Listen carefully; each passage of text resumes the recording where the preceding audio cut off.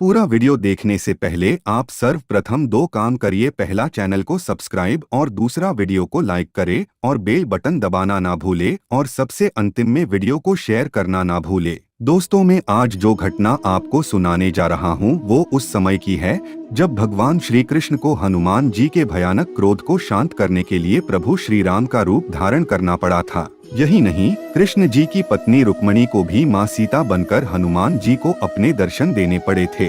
दरअसल माँ भागवत पुराण के अनुसार यह घटना उस समय की है जब कृष्ण के भाई बलराम अपने साहस, कृष्ण जी की पत्नी सत्यभामा अपनी खूबसूरती और कृष्ण जी के वाहन गरुड़ अपनी शक्ति के नशे में चूर हो गए थे। जब श्री कृष्ण ने ये सब देखा तो उन्होंने उनके घमंड को तोड़ने के लिए एक लीला रची जिसका किसी को भी आभास नहीं था।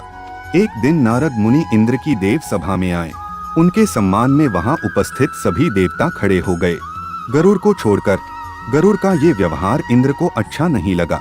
उन्होंने जब इसका कारण गरुड़ से पूछा तो गरुड़ ने कहा कि मैं एक शक्तिशाली पक्षी हूँ और मैं ऐसे किसी भी साधु के सम्मान में खड़ा नहीं हो सकता जो केवल इधर से उधर भटक कर दुनिया भर की बातें बनाता हो। ये सुनकर नारद मुनि को गहरा धक्का लगा। अगले दिन वो ये बात श्री कृष्ण को बताने के लिए उनके महल जाते हैं। जैसे ही श्री कृष्ण ने नारद मुनि को देखा तो तुरंत खड़े हो गए और नारद मुनि के चरणों को धोकर उन्हें आदर पूर्वक बैठाया। इसके बाद उन्होंने नारद मुनि से देवलोक के बारे में पूछा। तभी नारद जी ने कृष्ण को पूरी घटना सुना दी। गरुड़ के इस व्यवहार पर कृष्ण जी ने नारद मुनि से क्षमा मांगी और उनसे कहा कि वो कृपा करके सत्यभामा को बुलाएं। पहले तो नारद मुनि चौंक गए कि आखिर सत्यभामा का इससे क्या लेना देना और आखिर वो क्यों बुलाएं सत्यभामा को। फिर भी वो सत्यभामा को बुलाने पहुंच जाते हैं, लेकिन सत्यभामा तो अपने श्रृंगार में खोई हुई थी। बार बार वो अपने को शीशे में निहार रही थी। अपने आभूषणों की चमक में उन्हें कुछ भी नजर नहीं आ रहा था।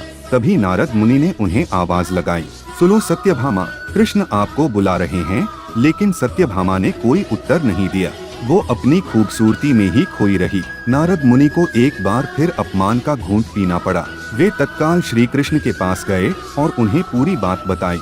यह सुनकर उन्होंने नारद मुनि से अनुरोध किया कि वो जाएं और केले के जंगल में तपस्या कर रहे हनुमान को बुलाएं। हनुमान जी का नाम सुनकर नारद मुनि फिर चक्कर में पड़ गए कि अब भला हनुमान जी बीच में कहां से आ गए। खैर, वो कृष्ण जी की बात का अनुसरण करते हुए केले के जंगल में पहुंच गए। तभी उन्हें तपस्या कर रहे हनुमान नजर आए। उनके पास गए और कहे कि वायुपुत्र, आपको कृष्णा बुला रहे हैं। तपस्या में बाधा पड़ते ही हनुमान जी को बहुत क्रोध आया, परंतु उन्होंने अपने आप को संभाला और फिर से एकाग्र होकर तपस्या में लीन हो गए। लेकिन जैसे ही दोबारा नारद मुनि ने हनुमान जी से कहा कि वायुपुत्र, आपको कृष्णा बुला रहे हैं, तभी हनुमान जी ने गुस्से में तुरंत प्रश्न किया कि कौन कृष्ण? मैं किसी कृष्ण को नहीं जानता। और ये कहकर वो पूरा ध्यान मग्न हो गए। तब नारद मुनि को ध्यान आया कि हनुमान तो केवल प्रभु श्री राम के परम भक्त है। वो केवल श्री राम की पूजा करते हैं और उनकी आज्ञा का पालन करते हैं। राम नाम ही एक दिव्य मंत्र है जो हनुमान से कुछ भी करवा सकता है। इसके बाद नारद मुनि राम नाम की धुन गाने लगे। राम नाम की धुन सुनकर हनुमान सम्मोहित हो गए और नारद मुनि के पीछे पीछे चलने लगे। राम नाम की धुन का सहारा लेकर नारद मुनि हनुमान जी को द्वारिका तक ले गए। लेकिन वहां पहुंचकर जैसे ही नारद मुनि ने राम नाम की धुन बंद की, हनुमान जी होश में आ गए और जब उन्होंने देखा कि वह जंगल में नहीं है बल्कि दूसरी जगह पहुंचे हैं तो उनको बहुत क्रोध आ गया और उन्होंने द्वारका महल के बगीचे को तहस नहस करना प्रारंभ कर दिया। वहीं दूसरी ओर जब बलराम को पता लगा कि किसी वानर ने नगर में उत्पात मचाया हुआ है, उन्होंने हनुमान जी को पकड़ने के लिए गरुड़ को भेजा। बलराम को तनिक भी आभास नहीं था कि गरुड़ को जिससे लड़ने भेज रहे हैं वो कोई साधारण वानर नहीं है बल्कि वह हनुमान है। हनुमान जी के सामने गरुड़ की शक्ति बहुत तुच्छ थी और हनुमान जी ने पल भर में ही गरुड़ के घमंड को ध्वस्त कर दिया। स्वयं बलराम को हनुमान जी के सामने आना पड़ा उन्हें रोकने के लिए, लेकिन हनुमान जी ने बलराम के घमंड को भी चुटकियों में स्वाह कर दिया। अब ऐसा कोई नहीं था जो हनुमान जी के क्रोध को शांत कर सकता था। आखिर में बलराम ने श्री कृष्ण को बुलाया। तब श्री कृष्ण ने बलराम को बताया कि वो कोई साधारण मानव नहीं है बल्कि हनुमान हैं और उन्हें केवल प्रभु श्री राम ही रोक सकते हैं। इसके बाद उन्होंने सत्यभामा को बुलाया और कहा, सत्यभामा सीता बनकर आइए। ये सुनकर सत्यभामा वापस चली गई और अपने आभूषण सुंदर वस्त्र बदलकर फटे हुए कपड़े धारण करके अपने बाल फैलाकर वापस आई।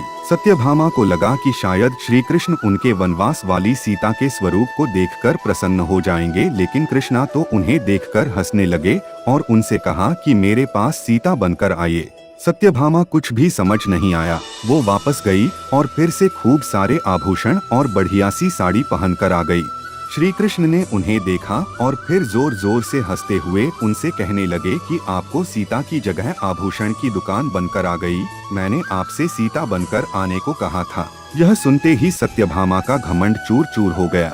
इसके बाद कृष्ण रुक्मणी को आवाज लगाई और कहा कि रुक्मणी सीता बनकर आइए। यह सुनते ही रुक्मणी श्री कृष्ण के पास भाव विभोर होकर दौड़ी चली आए और अपने पुत्र जैसे हनुमान के बारे में जानकर उनकी आंखों में आंसू छलक आए, क्योंकि हनुमान उन्हें अपनी माता मानते थे। ये देखकर सत्यभामा की आंखें शर्म से नीचे हो गई। इसके बाद श्री कृष्ण और रुक्मणी श्री राम और सीता बनकर हनुमान जी के समक्ष गए और जैसे हनुमान जी ने श्री राम और माता जानकी को देखा, वो बच्चे की तरह रोने लगे और उनके पैरों पर गिर गए। श्री राम ने उनसे कहा कि मेरे प्रिय हनुमान, मैं तुमसे मिलने आया हूँ। मैं तुम्हारा त्रेता युग राम हूँ, लेकिन द्वापर युग में मैं कृष्ण हूँ और इस समय मैं तुम्हारे सामने राम और कृष्ण दोनों ही रूप में हूँ। ये सुनकर हनुमान प्रभु श्री राम के गले लगकर रोने लगते हैं। तो दोस्तों, आज की वीडियो आपको कैसी लगी हमें कमेंट में बताएं और अगर आपको वीडियो पसंद आया तो लाइक कर दीजिए और ऐसा ही अच्छा वीडियो आपको मिलते रहे, इसके लिए चैनल को सब्सक्राइब कर दीजिए और बेल आइकन दबाना ना भूलें।